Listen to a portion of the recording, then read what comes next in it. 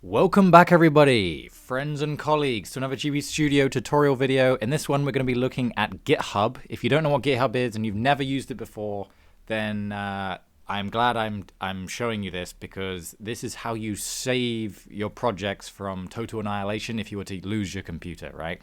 You can obviously save stuff in cloud things like the Google Drive, but what we really want to do is be able to revert to old versions, have other people commit changes to branches and merge those branches and choose which parts of each version of those projects we actually want to mix in. And that's all possible with GitHub, right? So GitHub has loads of other features as well, so you need to probably go and research it if you've never heard of it. And if you have heard of it and you just want to connect your GB Studio project, then this is the video. So first things first, let's have a look. We have an example of a GitHub repository, and this is GB Studio itself. It is all here, every change, every commit they've ever done. If you remember, I often point you guys towards the releases page. There's 24 releases here, and in here you can find the newest version of GB Studio, right? And also all of the other versions that they've given us. And you can also fork it and create your own version of GB Studio, technically, right? So this is what you can do with GitHub, and it means that it's saved. It's all in one place. You can always get it, no matter what computer you're on, as long as you can log into GitHub. And that's what you need to do next, is create an account. If you haven't already made an account, you need to make an account. It should be pretty easy. You should set up two-factor authentication so that no one can steal your stuff, right? And that it's safe. You then want to go over to your profile or repositories, and we're going to make a new one. We're going to imagine you've never done it before, so we're going to click new here. We're going to call this tutorial _01, and we're going to say how to set up a GB Studio repo. So we're going to set it to private. We're imagining that you're doing this, right? That it's your secret game that you haven't released yet. It's going to be private. You could add a README if you really wanted to. It's probably more for public stuff. The git ignore, if you are not working in GB Studio and are working in, say, Unreal Engine, then there are ignore files that you can use here, and it stops clashes. It stops problems arising when more than one people are working on it at the same time. The ignore files help to stop like temporary files getting in the way and being annoying. GB Studio doesn't have a one on this list, unfortunately. So hopefully you guys don't encounter any of those problems I just mentioned. If you're a solo dev, you're less likely to encounter them. And if it's going to be a public thing, like an open source game, you want to put like the MIT license, which GB Studio is under. Otherwise, if it's just private, keep it as this. All right, so let's create repository. The second thing you need to do really is to download the desktop client. And obviously you want to get it for your version or whatever computer you're on, right? I'm on Mac. You'll probably be on Windows. And whichever version you go for should work fine. And now what we're going to do is actually look at GitHub. So let's imagine we've opened this up for the first time. You shouldn't have this stuff down the left here. These are my projects that I have on my own and with other people. And what we want to do is press clone repository on this add button here. And then you want to maybe refresh this and find what you have just made, so the tutorial one. And we're going to choose a location for it, right? And I've obviously got my path already set up to be in a GitHub folder specifically for GitHub projects. So you want to make one like this and then click clone. And then it puts the files into your computer if there's files to put down, right? So if this was for example, a repository that our friend had shared with us, then it would clone this into our files, right? But we haven't got any files in here yet. It's completely empty. So I'm going to show you how you can put your Game Boy game in, or your Game Boy project files into a repository and upload it so it can be safe. So here's GB Studio. So let's click new. Let's the one thing you can do is find the exact folder that was just in, right? Find the path to the GitHub folder and make it in there. But what I'm going to do is create it where, like, outside of that folder, as if I had, been working on my game for years, let's say. like you might be. I'm just going to drag the file where I just made this and put it into the repo. So let's do that right now. So here's the project file I just made, or the entire project file I just made. I'm going to drag it down into this one, which is GitHub repository. And now, if we look back at GitHub, it automatically has figured out that everything we just added wants to be added here. I believe GB Studio even has its own git ignore thing built into this, which is absolutely fantastic.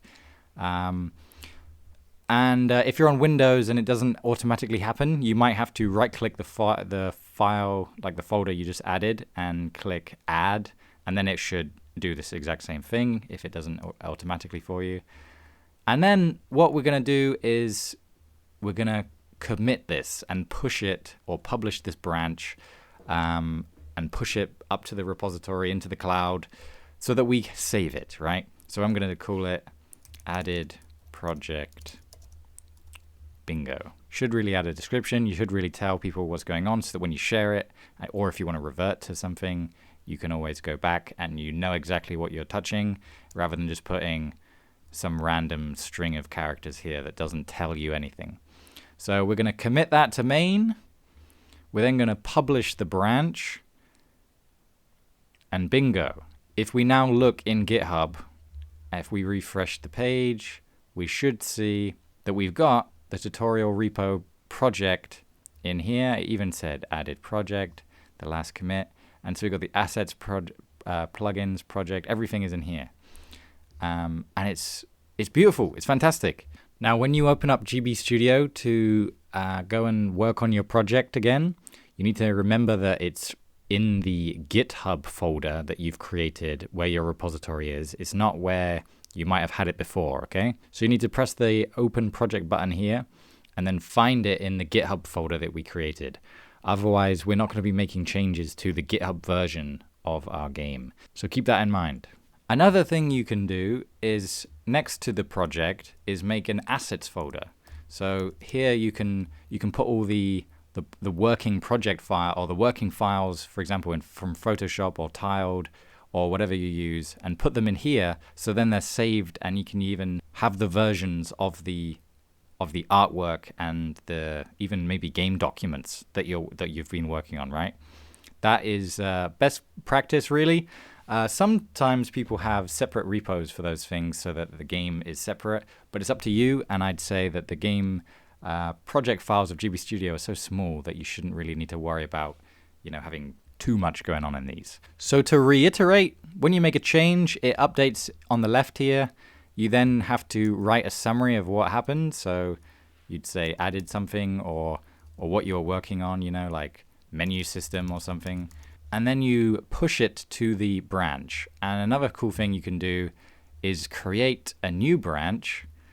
So if I create a new branch here and call this menu testing, for example, let's say I was going to be working on a new menu and I wanted to test it, create a new branch called new menu testing.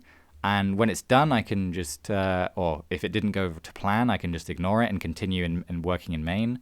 Or I could choose a branch to merge into main and it be the menu testing branch. And obviously these two are up to date right now, so they're exactly the same, so I can't merge it in. But that's some fun ways you can make GitHub work for you. One last thing we need to talk about is reverting changes, right? So right now we only have this one commit, right? So you can only revert to the commits that you've pushed. So you need to make sure that you commit regularly so that you have a more granular history that you can pull back from, right? So if you want to revert, normally you do this and say revert changes in commit, or you might create a branch from the commit, depending on how you want to do it. But yeah, by having and creating these histories, we're making it so we can go back in time. So keep that in mind. So that was a quick video on GB Studio's integration with GitHub. If you've never used GitHub before, I definitely recommend it. It's a great way to save what you're doing and not worry about losing any work and being able to go back to old things. Another thing I didn't mention is that you should be committing almost as often as you can, right? Let's say you work all day long on it, you shouldn't just commit at the end of the day, right? You should commit as you make significant changes. So let's say you went for lunch, right, and you've done a load of work, you should really commit that. It's that the more people that work on the team, right, the more you need to worry about committing, because those conflicts might arise. But if you're just working on your own, just be in mind, if you make a significant change, you definitely need to push the change, commit the change. Make sure the cloud gets it so that you can revert to it if something goes wrong. That's a good habit to have for anybody, artist, programmer, writer. It's good to be a game developer, right? This is what it is. So I'll put my patrons up on screen right now. Thank you so much to you guys. You guys are the absolute best. I'm hopefully making this video available to you guys first, and I'm going to try out members too on YouTube. Let me know how that's working. Hopefully I've got that going right now. And let me know what you want to see next. I have a long list of things, and you guys keep commenting on what you want to see. I'm going to try and make a video every week. This year would be good. And they'll be first available to my patrons and my members. So go check out my Patreon if you want to support me, and I'll see you in the next video. Thank you so much for watching. Bye-bye.